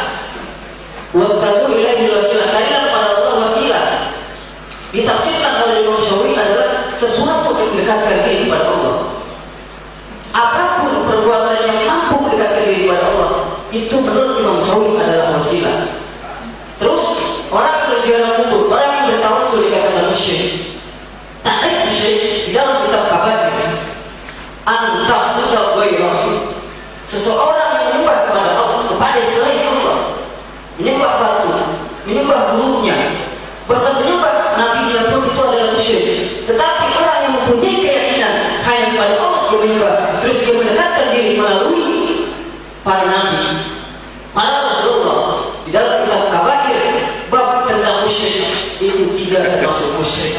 Bahkan disyarahi oleh kitab Jawahir, saya lupa pengarangnya, Al-Imam Basuki pula di dalam kitab Ummul Baraqin sama, dan Imam Syuki satu. Imam Syuki adalah murid Imam Syafi'i. Mengatakan di dalam kitab Tanqihul Qaul. Siapa ulang? Imam siapa? Imam Syuki. Imam Syuki muridnya? Imam Nawawi. Imam Syafi'i. Imam Syafi'i. Pemuka mazhab Imam Syafi'i. Imam Syuki muridnya Imam Syafi'i. Pemuka mazhab Imam Syafi'i. Ya. Bisa dilanjut. Berlanjut. Imam Syufi'i tadi sering dibahas tentang masalah hadis. Dia mengatakan yajuzu akhdhu bi hadisin dhaifin fi fadailil a'mal. Terus Imam Syufi'i berpendapat di dalam kitab Fathul Mu'in, Imam Syufi'i yang melakukan tentang sholat qadha dan sholat fidyah, dan bisa orang yang telah. Ini pembahasannya kemana antum ini? Enggak, saya biasa. Coba difokuskan pembahasannya jadi mudah, kemudian tepat, kemudian enak didengar. Maksud saya gini. Jadi apa tawassul? Antum mengadakan pembelaan tawassul syirik, itu yang dimaksud? Ya. Iya, udah paham saya. Ya. Paham. Kalau itu saya sudah paham. Kedua masalah tadi maksud. Udah, cukup dulu satu dulu. Oh, iya. Cukup dulu satu dulu.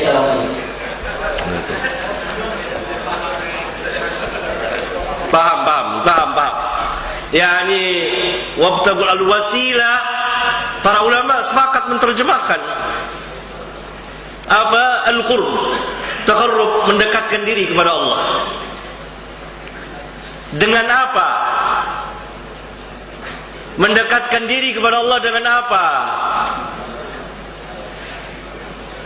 Dengan amal saleh, amal taat. La khilafa bainal mufassirin. Tidak ada perselisihan di antara ahli tafsir.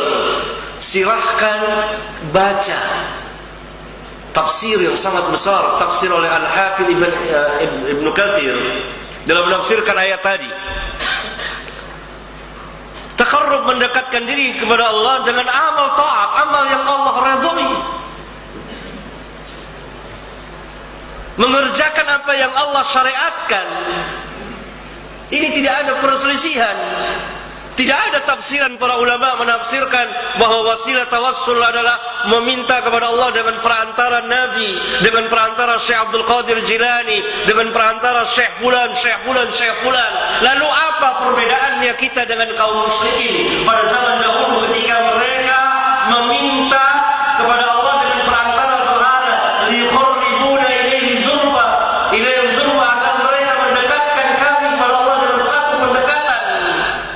Mana buduhum, orang-orang musyrik mengatakan kami tidak menyembah berhala itu illa liyuqarribuna ilaihi zulfa, melainkan agar supaya berhala-berhala itu mendekatkan kami kepada Allah dengan satu pendekatan.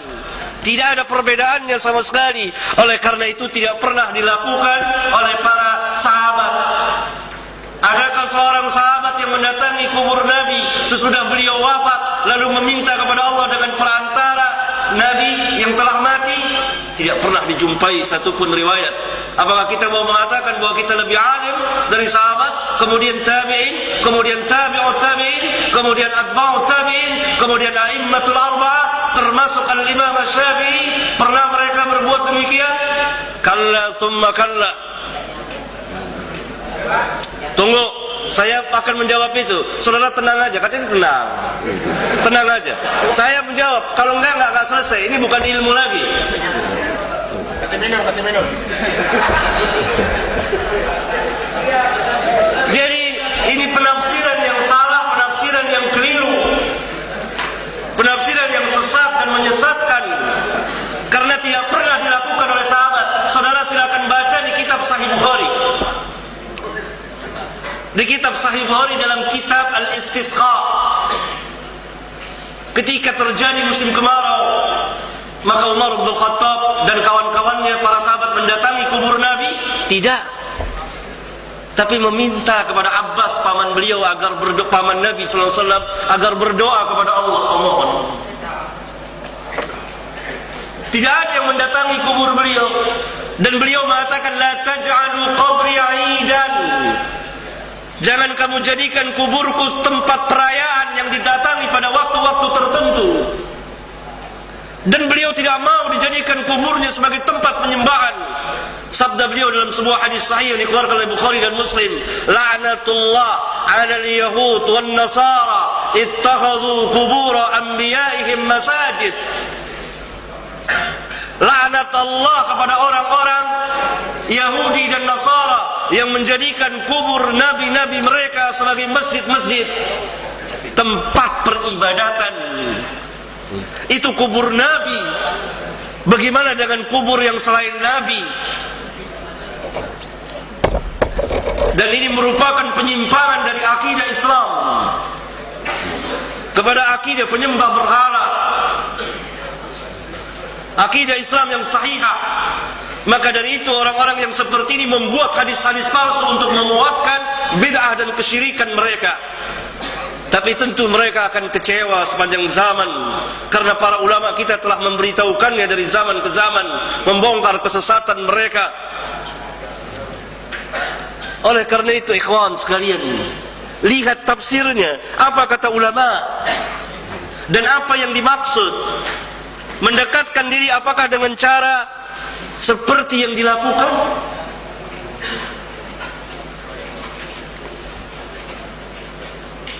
Sudah waktu.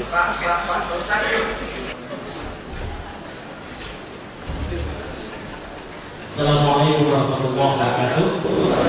Waalaikumsalam. Dari Masjid Al-Mubasyiri, terima kasih kepada Ibu Jakarta Utara yang telah mengadakan kegiatan ini, membuka cakrawala telah berpikir kami.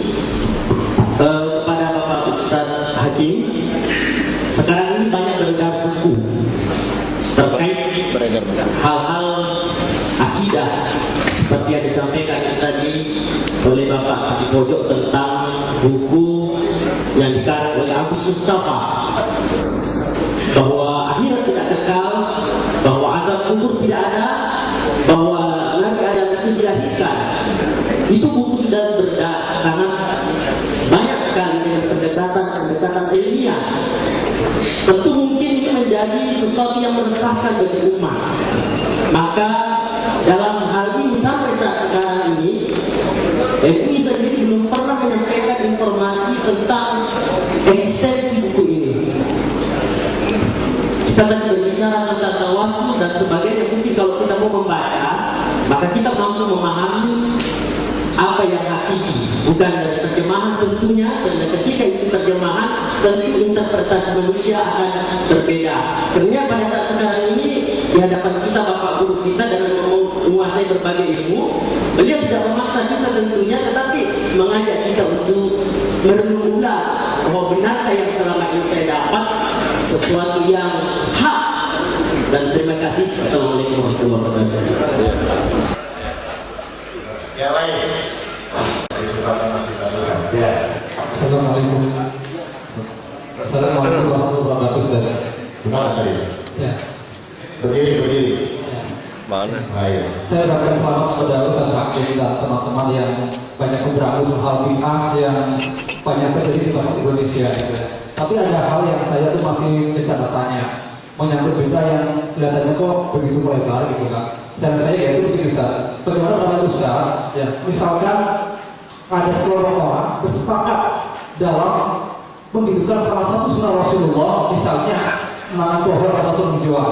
Nah, untuk rapinya organisasi itu, rapinya kelompok itu dibentuk misalkan suatu nama, misalkan Majmu'atun Nur Sunnah, dan seperti itu kan.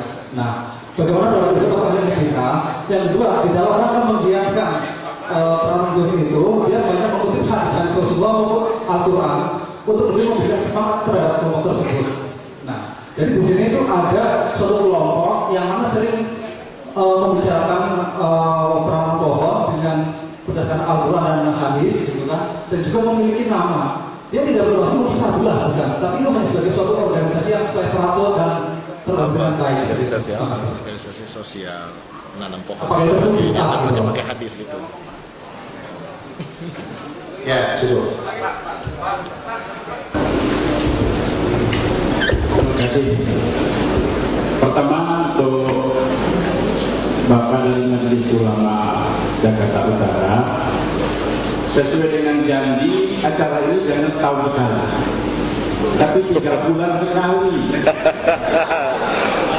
Sehingga wawasan kami ini yang saya yakin di para duta memang para mubalik, sehingga memang mereka punya wawasan yang lebih luas, sehingga mereka dalam dakwah bisa mengecek kembali apa yang sudah disampaikan selama ini.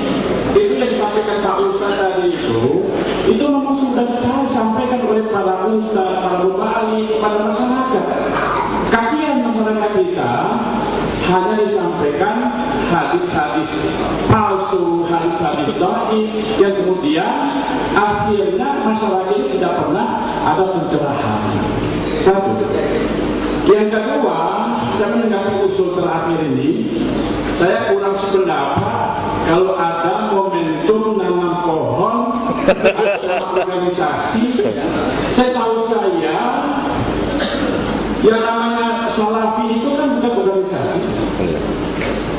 organisasi, dan tidak ada pendaftaran anggota. Kalau ada pendaftaran anggota, nanti tambah lagi firqah. Di sini sudah banyak firqah-firqah yang punya aliran, yang punya misi-visi, yang macam-macam, yang sebagian menurut hemat saya bisa mengiring perpecahan, persatuan di kalangan umat Islam di Indonesia ini. Kalau dibikin lagi tanah pohon lagi, itu kita nambah firqah lagi. Yang bikin kita pusing, apalagi tambah firqah lagi. Kecuali ma'ana alaihi wa ashabi. Kita ngaji di sini, yang setuju alhamdulillah langsung setuju, yang nggak setuju jangan nolak dulu, kita kaji lagi. Kita bulan sekali, saya setuju. Terima kasih. Alhamdulillah. Jadi saya ulangi bahwa saya di sini membahas, memberikan masukan, melemparkan masalah, karena saya tahu yang hadir di sini adalah para asatidzah. Kalau di hadapan masyarakat umum tentu saya tidak akan bicara seperti ini. Bahkan kan sebagiannya tadi saya tidak terjemahkan, karena tentu para asatidzah telah menguasai rata-rata bahasa Arab, sehingga saya tidak terjemahkan sebagiannya. Jadi permasalahan-permasalahan ilmiah, dan saya tidak memaksa. Saudara merdeka berpikir, punya hak untuk membantah, silakan membantah. Kalau tidak selesai, maka kita bertemu.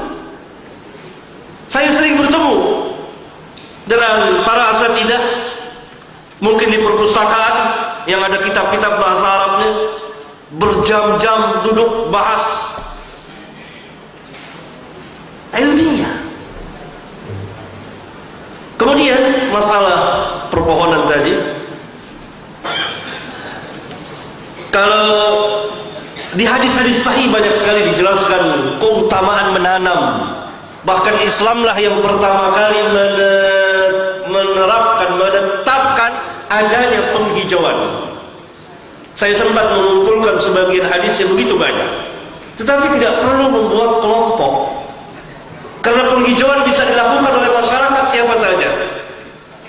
Dan para ustadz, para pelajar membacakan di majelis atau di khutbah Jumat tentang kebesaran, kemuliaan, ketinggian ajaran Islam, bahwa Islamlah yang pertama kali memerintahkan, menganjurkan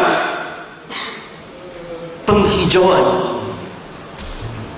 Tidak perlu dibuat satu kelompok sehingga nanti akan menimbulkan kelompok. Nanti kalau mau buat lagi yang lain, bikin lagi kelompok, dan lain sebagainya. Baik, hadirin sekalian, yang dirahmati Allah Subhanahu wa taala. kita beliau Ustaz Haji menghubunginya kajian rutin beliau di Masjid Poskota, Masjid Al-Mubarak di Krukut, Dekat pos kota, bukan masjid pos kota. Bukan masjid pos kota, bukan. Dekat belakang. Pos Kota Al-Mubarak. Jadi bagi saudara sekalian yang ingin terus dengan beliau bisa hadir di taklim beliau atau bisa berkesempatan untuk melanjutkan silaturahmi dengan beliau. Tidak hanya sekedar silaturahim seperti ini yang ternyata sudah setahun sekali. Ini masukan berapa kata Mas Ketua Umum MUI, ternyata banyak protes kenapa setahun sekali. Ini menjadi PR dan buta kata Mas. Di sini juga kebetulan hadir Ustaz Zainal Abidin dari bagian Kankesmas Wali Kota Jakarta Utara di bagian pembinaan keagamaan. Mohon dicatat luar biasa keinginan dari masyarakat dan jemaah, para ulama yang hadir Jumat yang hadir di tempat ini agar kajian-kajian ilmiah menarik seperti ini bisa diadakan 3 bulan atau 6 bulan sekali, tidak setahun sekali. Itu upaya ilmiah. Sebelum itu ada sedikit barangkali maklumat yang disampaikan oleh Tenang, suruh tenang. Ketua Umum, dan mohon kepada hadirin jemaah sekalian, para Jumat ya, dan jemaah kami, kita mendengarkan sambutan dari Ketua MUI Kota Jakarta Utara di akhir acara ini.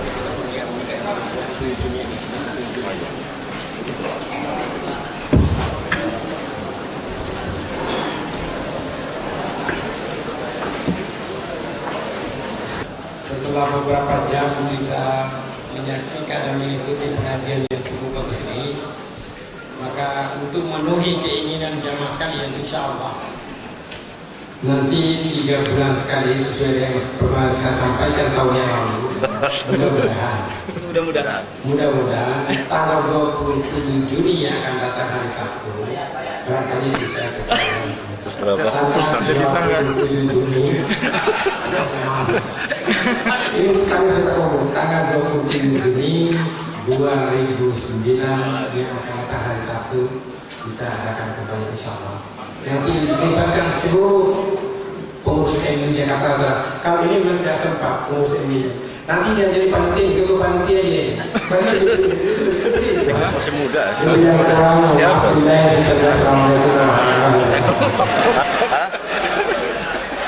Siapa?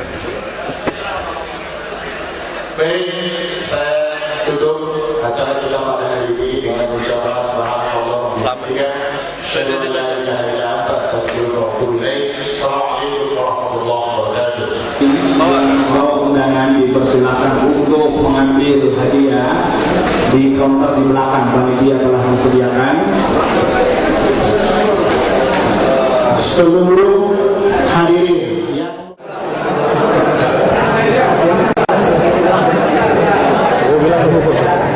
ya, hadirin sekalian dipersilakan sambil meninggalkan tempat untuk menerima hadiah dan kenang-kenangan yang masih tersisa dari panitia.